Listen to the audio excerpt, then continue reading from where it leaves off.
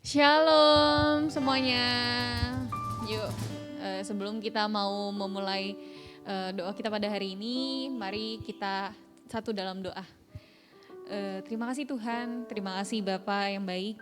Engkau Allah yang sungguh luar biasa ya Tuhan di hidup kami. Dan sekarang ya Tuhan, tiba waktunya kami untuk memuji memuliakan nama-Mu ya Tuhan. Biarlah nama-Mu saja yang dipuji dan disembah dan menjadi dupa yang harum ya Tuhan. Terima kasih Tuhan, terima kasih atas kekuatan kesehatan pada hari ini. Kiranya kami dapat beribadah dan memuji memuliakan nama-Mu. Terima kasih Tuhan, hanya dalam nama-Mu kami berdoa dan mengucap syukur. Haleluya, amin.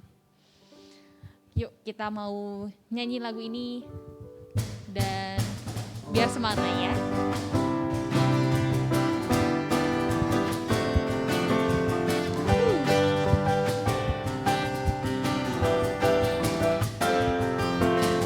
Ku diberi kuasa dari Raja Mulia, menaklukkan musuh di bawah kakiku.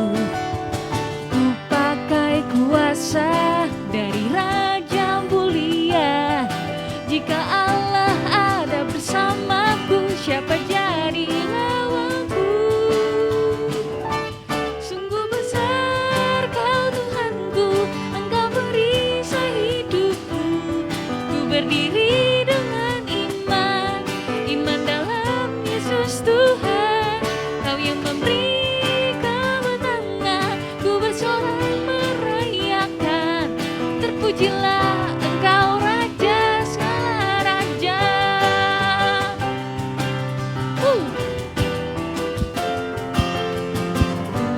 Beri kuasa dari Raja Mulia, menaklukkan musuh di bawah kakiku. Ku pakai kuasa dari Raja Mulia. Jika Allah ada bersamaku, siapa jadi lawanku? Sungguh besar Kau Tuhanku, Engkau perisai hidupku. Ku berdiri dengan iman, iman dalam Yesus Tuhan. Kau yang memberi kemenangan, ku bersorak merayakan. Terpujilah Engkau Raja segala raja. Sungguh besar Kau Tuhanku, Engkau perisai hidupku. Ku berdiri dengan iman, iman dalam Yesus Tuhan. Kau yang memberi kemenangan, ku bersorak merayakan. Terpujilah Engkau Raja segala raja. Terpujilah Engkau Raja segala raja.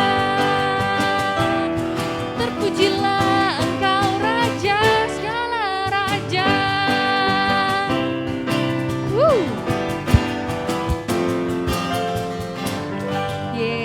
Cemang Tuhan kita aja ya, Tuhan di atas segala raja. Yuk teman-teman semua, kita siapin hati kita mau mendengar firman Tuhan. Dan kita mau bilang kalau misalkan Bapak, Engkau itu sungguh baik di dalam hidup kami.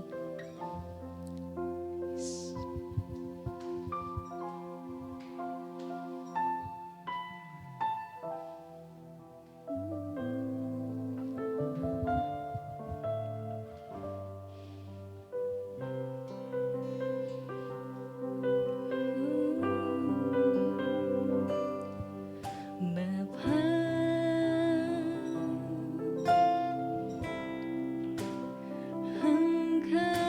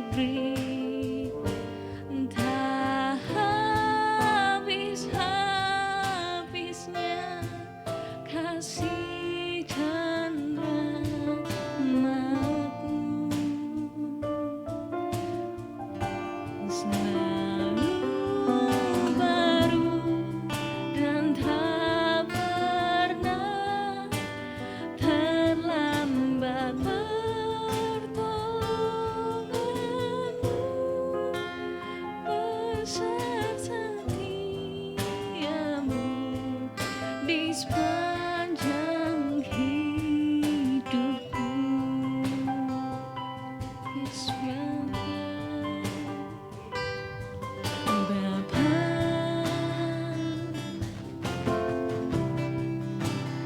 Engkau sungguh baik, kasih-Mu melimpah di hidupku.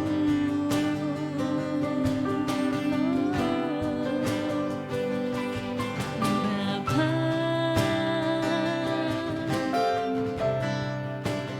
ku berterima kasih berkat-Mu hari ini yang Kau sediakan bagiku. Oh, ku naikkan syukurku buat hari yang Kau beri.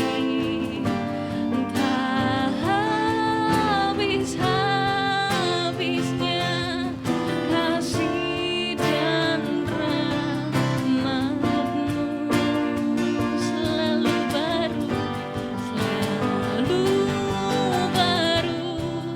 dan tak pernah terlambat pertolongan-Mu. Besar setiamu di sepanjang hidupku.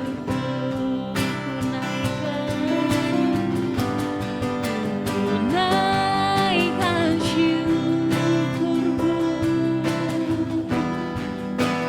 buat hari yang Kau beri.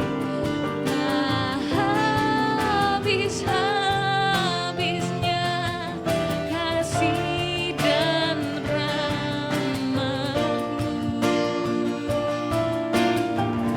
selalu baru dan tak pernah terlambat pertolongan-Mu.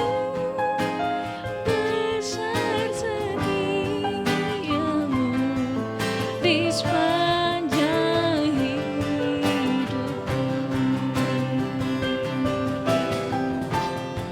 Besar setiamu, besar setiamu, besar setiamu sepanjang hidupku.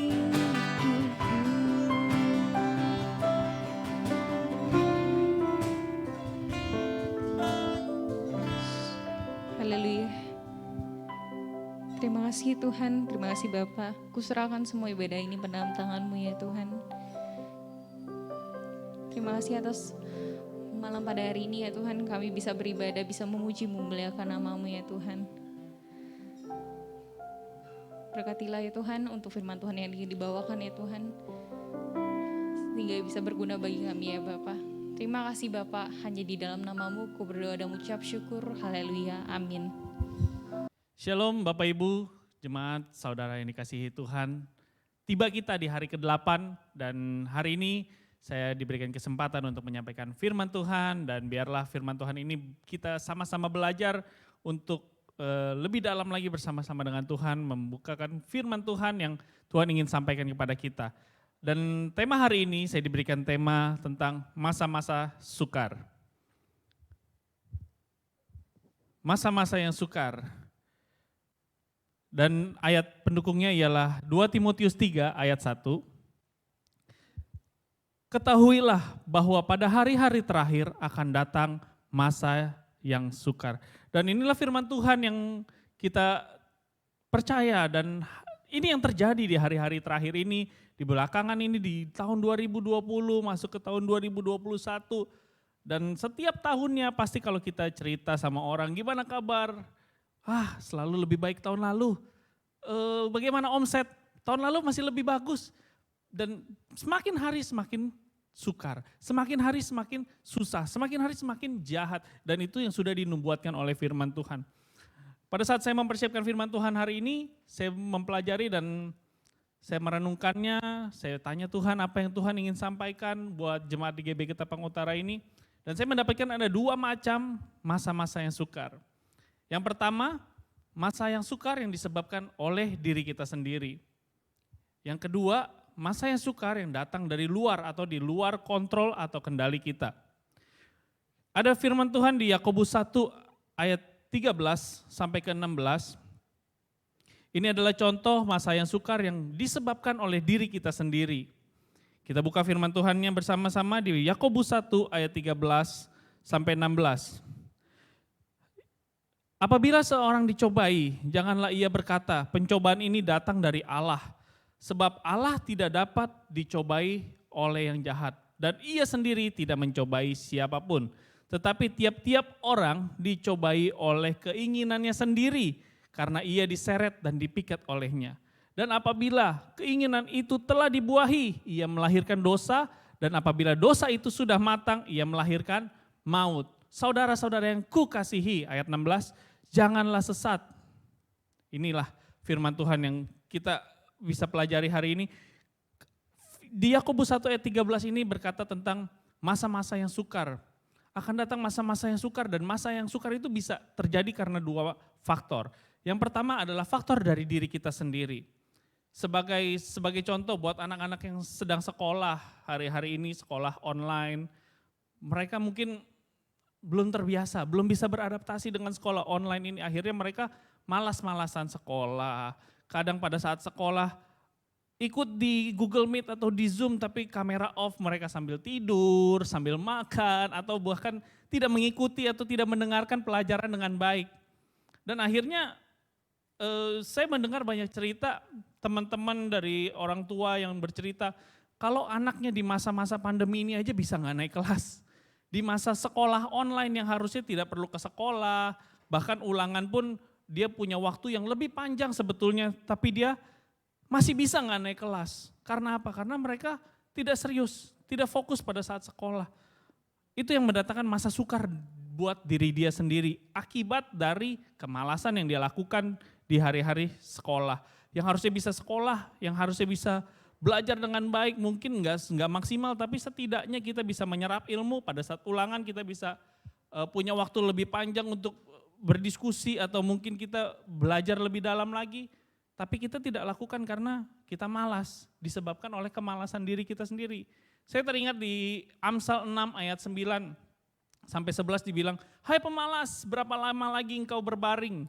Bilakah engkau akan bangun dari tidurmu? Tidur sebentar lagi, mengantuk sebentar lagi, melipat tangan sebentar lagi untuk tinggal berbaring.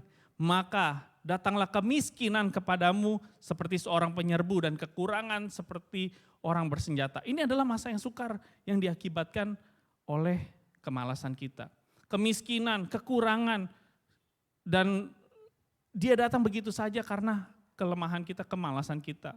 Buat orang-orang yang setelah selesai sekolah, hari-hari ini bekerja, juga bisa mendatangkan masa sukar bagi dirinya sendiri. Kalau dia malas bekerja, harusnya bisa bekerja dengan maksimal, bekerja dengan efisien, bekerja dengan efektif. Mereka bermalas-malasan. Mereka akhirnya dilihat penilaian oleh kantornya, oleh perusahaannya, oleh bosnya. Ini gak bisa naik jabatan. Untuk dikasih tanggung jawab yang kecil aja sebagai karyawan staff aja dia tidak bisa mengerjakan dengan baik. Banyak waktu terbuang, tidak efektif. Bagaimana dia bisa dinaikkan jabatannya? Kalau staff terus tidak naik-naik, artinya gajinya juga gak naik-naik, saudara. Artinya kebutuhan setiap hari pasti meningkat. Kebutuhan di dunia ini harga gak ada yang turun. Makin lama makin naik. Tapi kalau gaji kita tidak naik, jabatan kita tidak naik, tidak diikuti dengan perkembangan kenaikan gaji, kenaikan penghasilan kita, mungkin kita nggak bisa memenuhi kebutuhan kita. Dan itu akan mendatangkan masa-masa yang sukar. Dan juga buat pengusaha juga bisa juga mendatangkan masa yang sukar, yang harusnya dia bisa bekerja, dia tidak perlu banyak-banyak karyawan, mungkin misalnya di masa-masa pandemi dibutuhkan hanya small team karena tidak perlu banyak karyawan.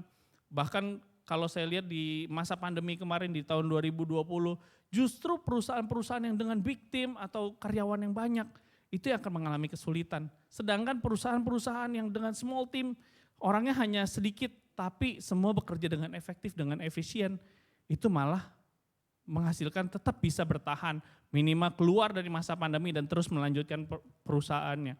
Kalau pengusahanya juga berlagak seperti bos atau dia bosi sekali, dia tidak mau turun tangan langsung ke lapangan, akhirnya ya untuk kesini pakai supir, bayar orang, bayar ini, bayar itu. Pada saat masa pandemi dia akan menghadapi kesulitan. Menghadapi masa yang sukar dia akan menghadapi kesulitan apa? Karyawan tetap harus digaji, tapi kerjaan mungkin nggak ada. Atau biaya operasional terus ada sebagai fixed cost atau variable cost. Kalau orang-orang ekonomi akan mengerti bagaimana dia harus bayar itu semua. Tapi penghasilan tidak ada, pemasukan tidak ada. Di masa-masa yang sukar ini kita perlu dengan bijaksana untuk bisa minimal jangan sampai diri kita menyebabkan masa yang sukar buat diri kita sendiri. Sama juga di dalam kekristenan. Sebagai orang-orang Kristen juga mungkin kita akan menghadapi masa-masa yang sukar. Kalau di hari-hari kita mungkin dalam keadaan baik kita melupakan Tuhan. Kita tidak lagi beribadah. Kita merasa keadaan kita baik-baik saja. Saya lagi nggak ada masalah, saya nggak perlu cari Tuhan. Saya nggak perlu baca Alkitab, saya nggak perlu dengar firman Tuhan. Tapi pada saat kita menghadapi masalah, kita nggak tahu kemana kita harus berjalan, kemana kita harus melangkah, kemana kita harus pegangan sebagai jangkar yang kuat, yaitu adalah iman kita kepada Tuhan. Kalau di hari-hari biasanya kita sudah baca firman Tuhan, saat teduh komunikasi dengan Tuhan, pada saat kita menghadapi masalah, saya yakin dan percaya Tuhan akan memberikan kekuatan kepada kita untuk kita bisa keluar dari masalah itu. Menghadapi masa-masa yang sukar, Tuhan yang akan menolong. Di dalam lembah kekelaman sekalipun, di Mazmur berkata, tongkatmu dan gadamu yang menuntun aku untuk bisa keluar dari masa-masa yang sukar, keluar dari masa-masa kekelaman bersama dengan Tuhan. Dan masih banyak contoh-contoh yang bisa kita pelajari kalau kita membuat masa kesukaran yang disebabkan oleh diri kita sendiri. Dan untuk kasus yang ini, untuk kasus case yang masa sukar yang pertama ini, macam yang pertama ini, yang dibutuhkan hanya satu. Perubahan dari diri kita sendiri. Kalau kita mau berubah lebih baik, kita harus mulai dari diri kita sendiri. Kita nggak bisa menunggu keadaan berubah baru kita berubah. Kita nggak bisa nunggu orang lain dulu berubah. Tunggu bos naikin jabatan saya baru saya rajin. Bagaimana kamu bisa dinaikin jabatan kalau kamunya tidak rajin? Tunggu saya udah bisa jadi bos baru saya rajin. Bagaimana kamu bisa jadi bos kalau kamu tidak rajin? Tunggu Tuhan sudah menolong saya, baru saya ikut Tuhan setia. Bagaimana Tuhan mau menolong? Tuhan sih selalu mau menolong, tapi kalau kitanya tidak mau ditolong, bagaimana Tuhan bisa menolong kita? Seperti ada perumpamaan orang butuh pertolongan, dia sudah mau kecebur, sudah diulurkan tongkat untuk menolong, tapi dia tidak mau pegang tongkat itu, tidak mau menarik tongkat itu.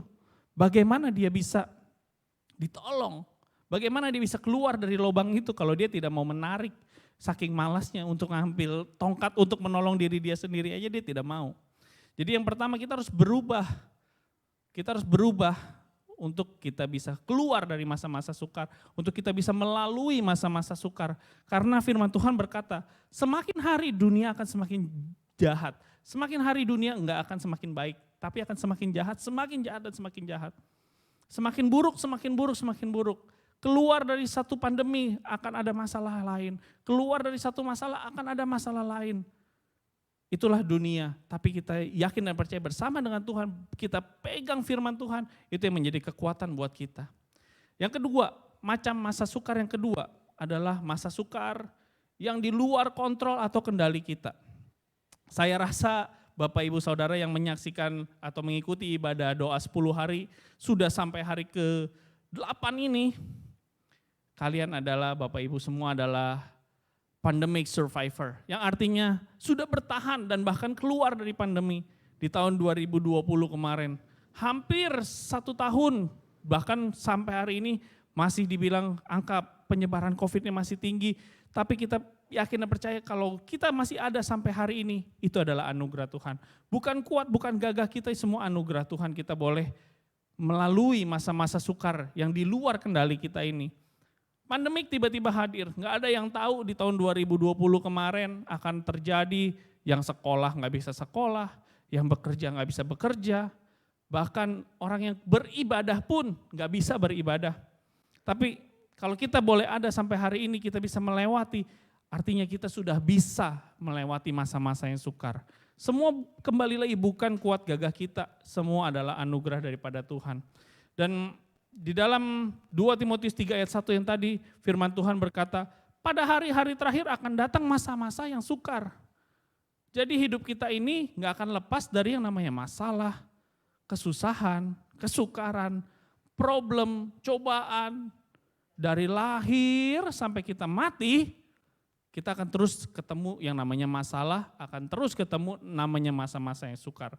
Coba kita perhatikan, bayi yang baru lahir, bayi lahir aja dia bukan ketawa, banyakan bayi yang lahir rata-rata semua nangis. Saya punya anak 2, dua-duanya pada saat lahir, gak ada yang langsung pas lahir ketawa, gak ada. Semua nangis. Kenapa? Dia tahu dia harus menghadapi dunia yang keras ini. Menghadapi dunia yang kejam, yang sukar. Dan dia tahu pada saat dia lahir, dia akan menghadapi masalah. Apa sih masalah seorang bayi? Kalau kita pikir-pikir, bayi paling enak gak ada masalah. Tapi kenapa dia nangis? Masalah buat bayi adalah dia tidak bisa mengungkapkan isi hatinya pada saat dia lapar. Yang dia bisa hanya nangis. Karena dia belum bisa berbicara. Dia belum bisa berbicara dengan jelas, mama lapar, belum bisa. Kalau dia bisa, kita yang kaget. Kita yang takut sebagai orang tua, wih bayinya udah bisa ngomong. Kita akan kaget, kita akan takut. Tapi dia mengungkapkannya dengan oe. Pada saat dia mau buang air kecil, oe. Buang air besar, oe. Enggak banyak orang yang bisa mengerti bahasa bayi. Hanya mungkin ibunya yang ngerti, oa dengan nada A. Kalau bahasa Mandarin kan ada nada 1, 2, 3, 4. Nah ini nada 1, berarti ini mau mama, mau nenen, mau minum susu. Atau nada 2, ini buang air besar. Kalau biasanya ibu-ibu, orang tua yang selalu sama-sama bayinya, dia udah tahu bahasa bayinya. Atau minimal dia sudah tahu jam-jamnya. Oh ini jamnya untuk minum susu, ini jamnya untuk buang air kecil, ini jamnya untuk buang air besar. Tapi kalau saya sebagai bapak, sebagai orang tua, saya mungkin gak ngerti. Mungkin istri saya Sisi akan ngerti. Oh ini mau nenen. Oh ini mau buang air besar, mau pup. Tapi kalau saya gak ngerti.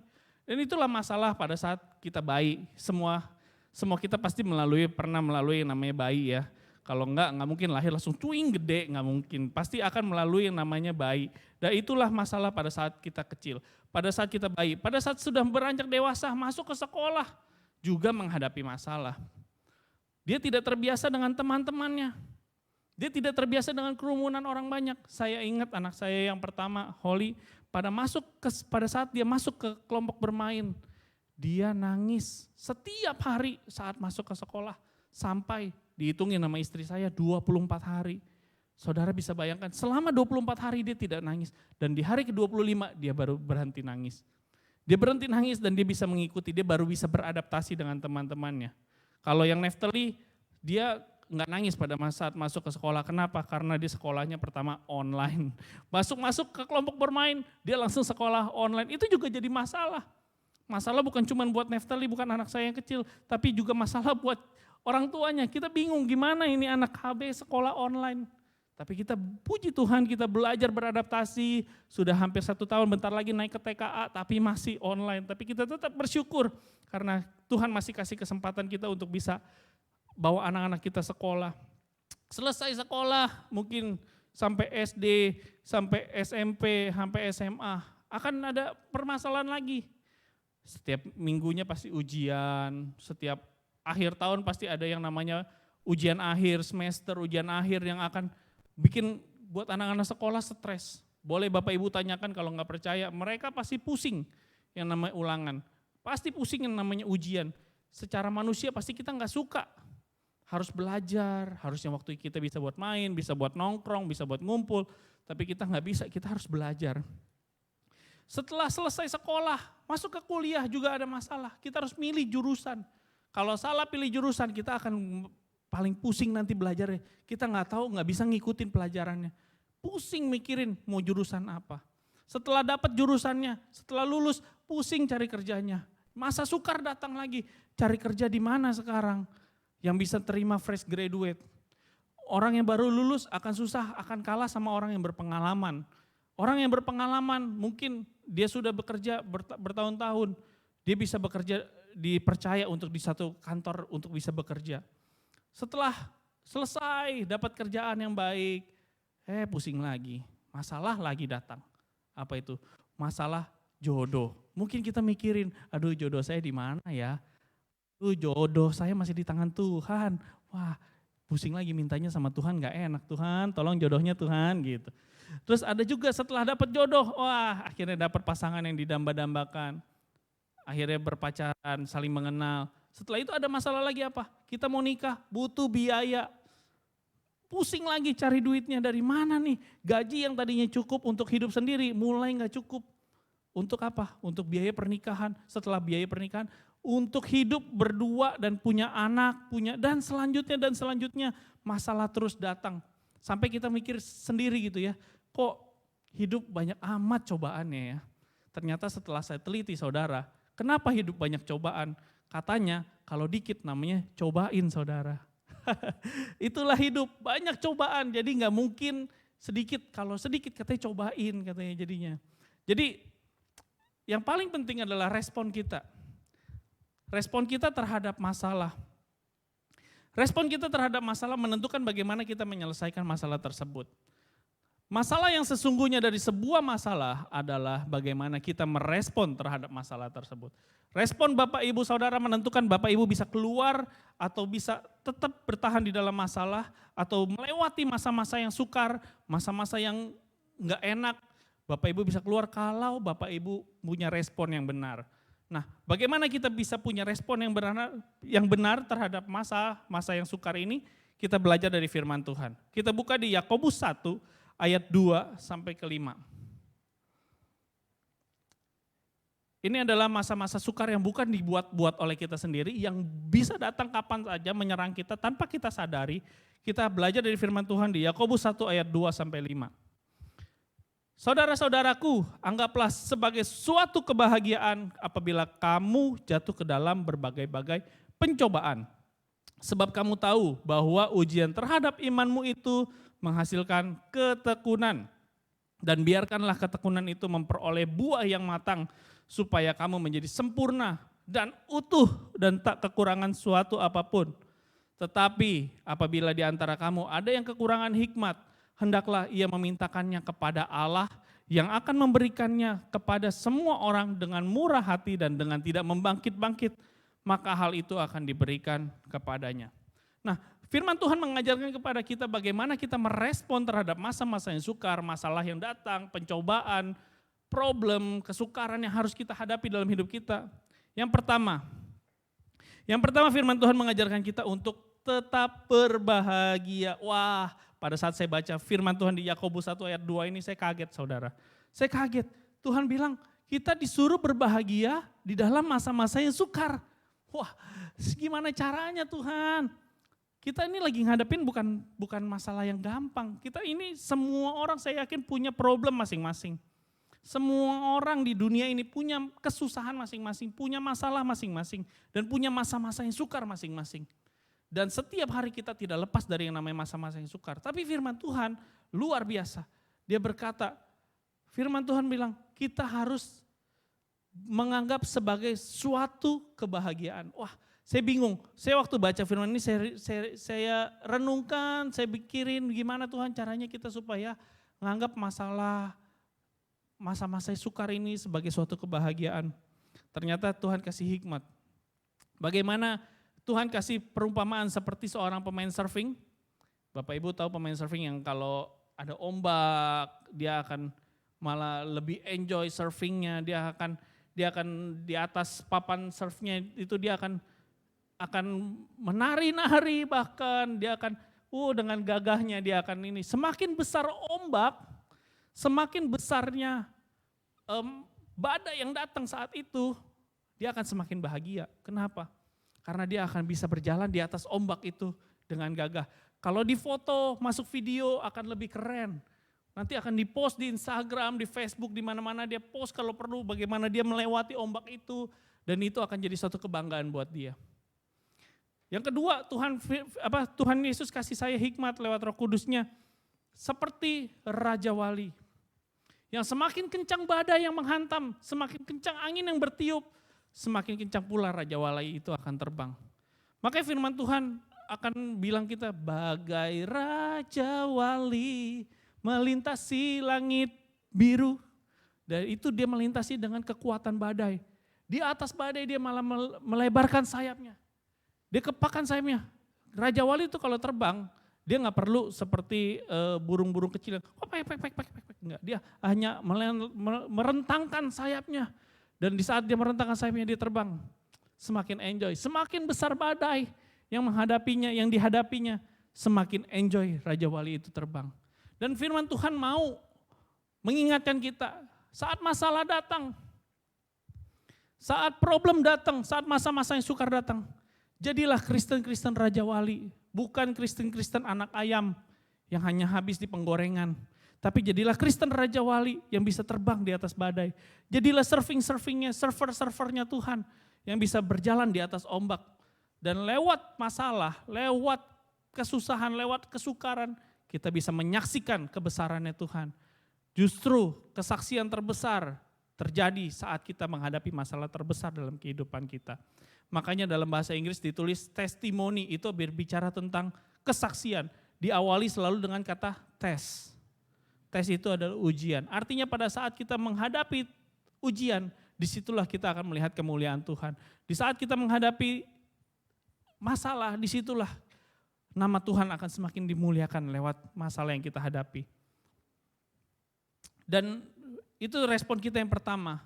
Kita harus tetap bersuka cita, tetap berbahagia, tetap enjoy di tengah masalah, tetap mengucap syukur. Dan mulailah memuji Tuhan. Makanya di tengah masalah, di hari kedua kemarin saya dengar Om Budi menceritakan tentang bagaimana ada kuasa di dalam pujian. Bagaimana Yosafat menang lewat dengan puji-pujian kepada Tuhan. Dan juga bagaimana Paulus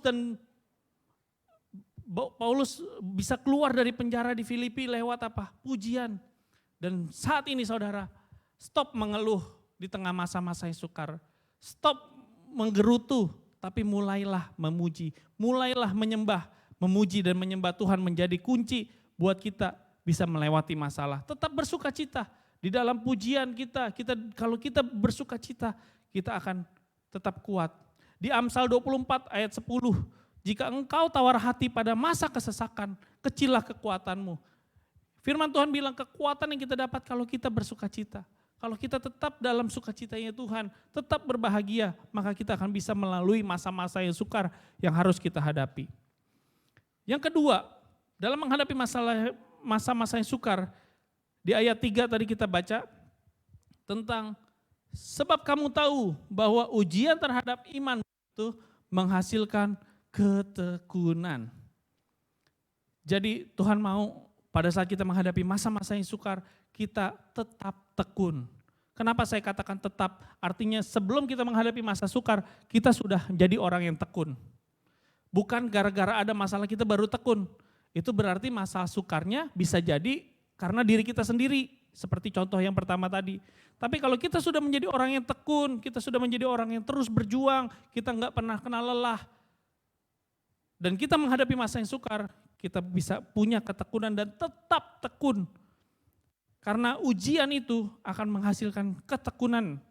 Dan ketekunan yang kita sudah punya diasah semakin tajam. Kita tadinya bisa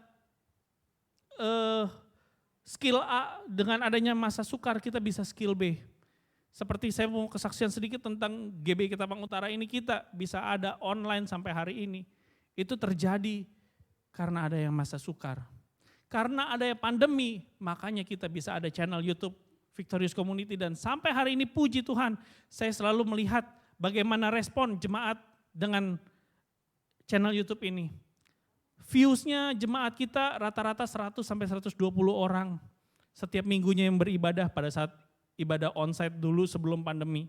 Tapi dengan adanya channel YouTube ini, GBI Ketapang Utara bisa menjangkau, bahkan gak cuma yang di Jakarta, ada yang di luar negeri. Saya dapat laporan dari Pak Gembala, ini ada yang nonton loh ibadah kita dari Singapura, dari Amerika, dari Taiwan, dari Hong Kong. Wah, saya bersyukur lewat adanya pandemi tadinya GBI Ketapang Utara hanya bisa dinikmati, diikuti ibadahnya oleh jemaat di sekitar Ketapang, tapi lewat adanya pandemi, dengan adanya channel YouTube ini, dengan adanya live streaming, online service, GBI Ketapang Utara bisa dijangkau oleh manusia di seluruh dunia.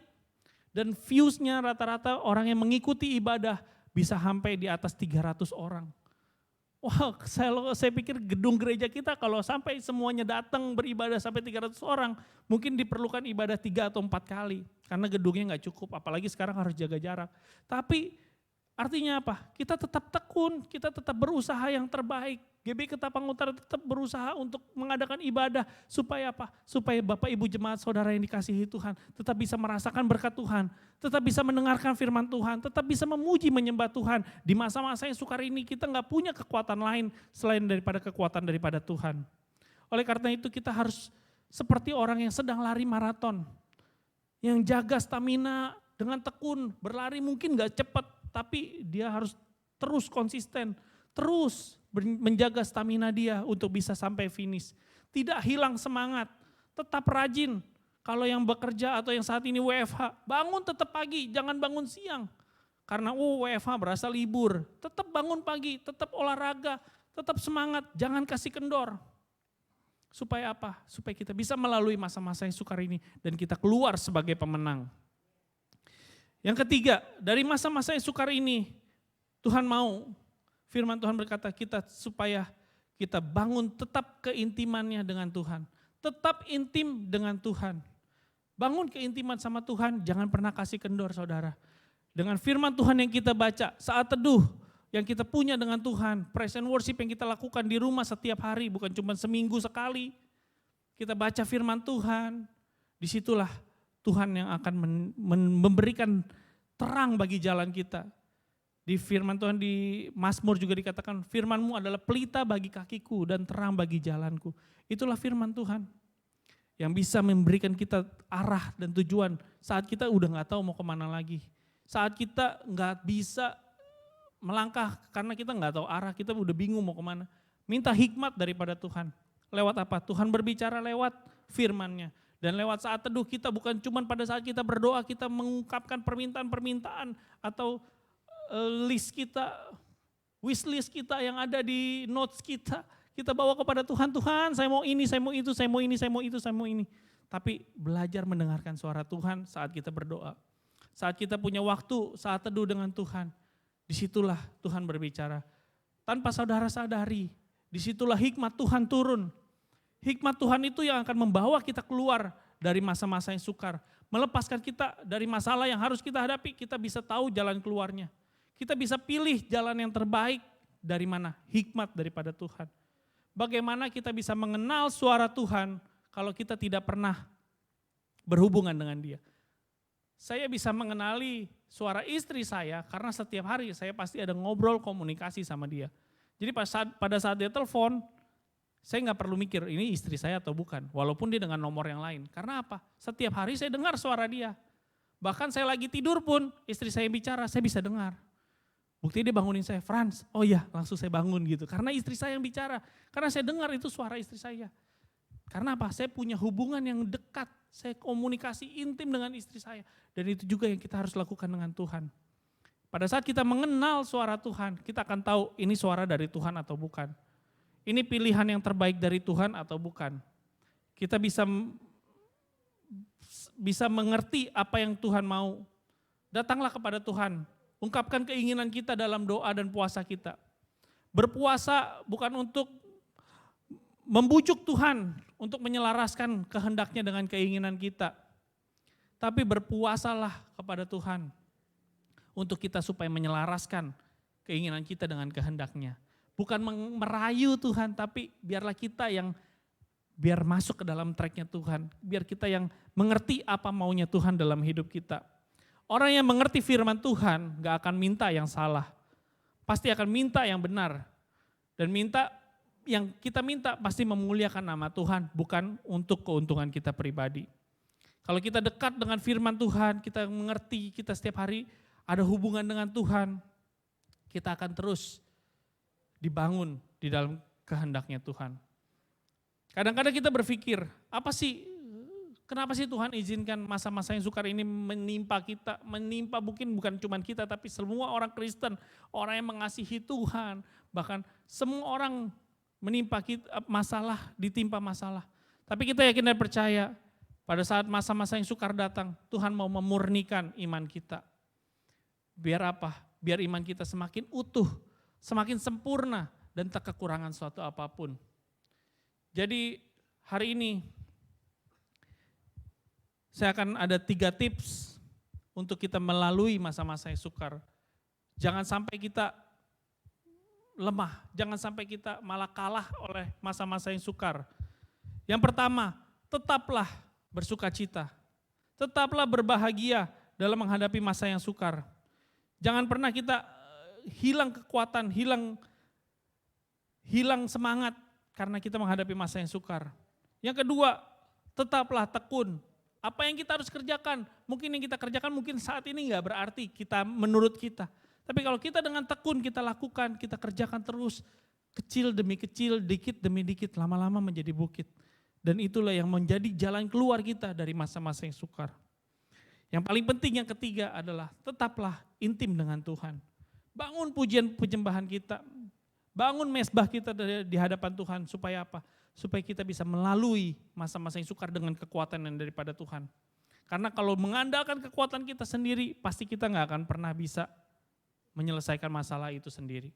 Kita butuh Tuhan, biarlah masa-masa yang sukar ini, masalah yang terus datang, dan saya yakin dan percaya, ini firman Tuhan yang berkata, kalau dunia gak akan semakin baik.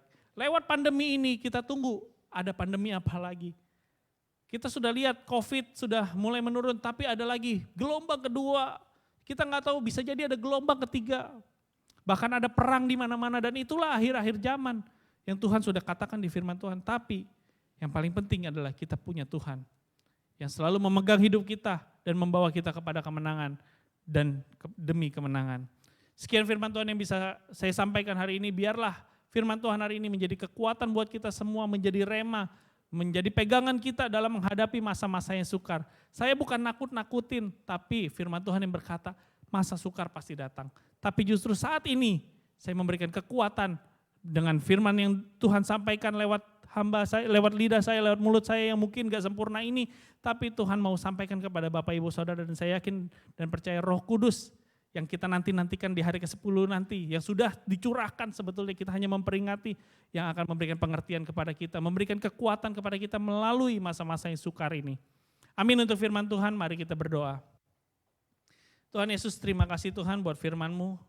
Biarlah apa yang hamba sampaikan ini Tuhan Yesus Roh Kudus yang sempurnakan, supaya boleh menjadi kekuatan buat semua jemaat, Bapak Ibu, Saudara yang dikasihi Tuhan, GBI Ketapang Utara ini. Biarlah kami terus boleh menjadi raja walinya Tuhan yang terbang di atas badai, yang melampaui kekuatan kami, dan kami yakin dan percaya itu kekuatan daripada Tuhan. Terima kasih Tuhan Yesus untuk masa-masa yang sukar ini. Kami mau tetap berbahagia, kami mau tetap tekun, dan kami mau tetap intim dengan Tuhan, supaya iman kami boleh diuji, boleh dinyatakan memiliki grade yang bagus, sesuatu yang mahal harus diuji, dan kami yakin dan percaya iman kami yang setelah lulus uji, kami boleh menyatakan iman kami sempurna, utuh, dan tak kekurangan suatu apapun ya Bapak. Terima kasih Bapak, terima kasih buat malam hari ini, dan Tuhan Yesus kami bersyukur buat semuanya, hanya di dalam nama Tuhan Yesus Kristus kami sudah berdoa dan mengucap syukur. Haleluya, amin. Mari jemaat yang dikasihi Tuhan, kita mau bersatu hati, kita mau berdoa syafaat bersama-sama. Bapa kami yang di surga, saat ini kami bersatu hati berkumpul Tuhan, mau berdoa bagi bangsa dan negara kami. Biarlah Tuhan Engkau yang memberkati pemimpin kami, Presiden Jokowi, beserta wakil dan para menteri Tuhan, biarlah Kau memberikan hikmat marifat yang daripadamu Tuhan, agar dapat memimpin negara ini menjadi lebih baik lagi Tuhan, bisa memajukan bangsa dan negara ini. Kami juga masih berdoa Tuhan untuk pandemi yang saat ini terjadi Tuhan.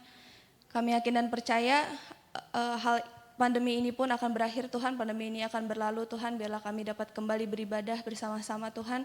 Kami dapat kembali beraktivitas lagi secara normal Tuhan, tanpa takut tertular, tanpa takut ada virus lagi Tuhan. Kami yakin dan percaya Tuhan. Kami juga berdoa Tuhan untuk gerejamu ini Tuhan. Kami berdoa bagi gembalamu di tempat ini, Om Rudi Purnama Tuhan, berserta seluruh tim gembala. Biarlah Tuhan Engkau yang memberkati, Engkau yang memberikan hikmat marifat daripadamu Tuhan. Engkau memberikan kesatuan hati agar dapat mengembalakan jemaatmu di tempat ini dengan baik, agar dapat membangun gereja ini menjadi lebih baik lagi Tuhan. Juga untuk setiap ibadah Tuhan yang dilaksanakan secara live streaming saat ini Tuhan, kami yakin dan percaya walaupun kami nggak bisa berkumpul bersama-sama Tuhan, hadirat-Mu tetap ada Tuhan. Berkatilah ibadah kami, ibadah umum, ibadah salat, ibadah Victorious Kids Tuhan. Kami yakin dan percaya setiap ibadah ini memberkati jemaat-Mu Tuhan yang mengikuti ibadah. Kami juga masih berdoa Tuhan untuk dana pembelian gereja-Mu di tempat ini Tuhan. Kami yakin dan percaya walaupun angkanya besar Tuhan, bagi-Mu tidak ada yang mustahil Tuhan. Kami yakin dan percaya segala kekurangan dananya akan segera terpenuhi Tuhan. Terima kasih Tuhan, hanya di dalam nama Tuhan Yesus kami berdoa dan mengucap syukur. Amin. Mari kita akhiri ibadah kita pada malam hari ini. Terima kasih Tuhan buat firman Tuhan dalam acara doa 10 hari pada hari ini. Kami sudah mengikutinya dengan baik ya Tuhan. Biarlah semua yang sudah kami lakukan ini boleh berkenan di hadapan Tuhan. Terima kasih Tuhan Yesus buat firman-Mu, buat teguran-Mu, buat nasihat-Mu bagi setiap kami. Jadikan setiap kami menjadi pelaku-pelaku firman-Mu. Terima kasih Tuhan Yesus, di dalam nama Yesus kami berdoa bersyukur pada malam hari ini. Mari saudara kita arahkan hati kita pada Tuhan, kita akan terima berkat Tuhan saat ini. Tuhan memberkati engkau dan melindungi engkau. Tuhan menyinari engkau dengan wajah-Nya dan memberikan engkau kasih karunia. Tuhan menghadapkan wajah-Nya kepadamu dan memberikan engkau damai sejahtera. Dalam nama Yesus kami sambut berkat Tuhan pada malam hari ini. Mari saudara berkati Tuhan, sama-sama katakan amin. Selamat malam, Tuhan Yesus memberkati.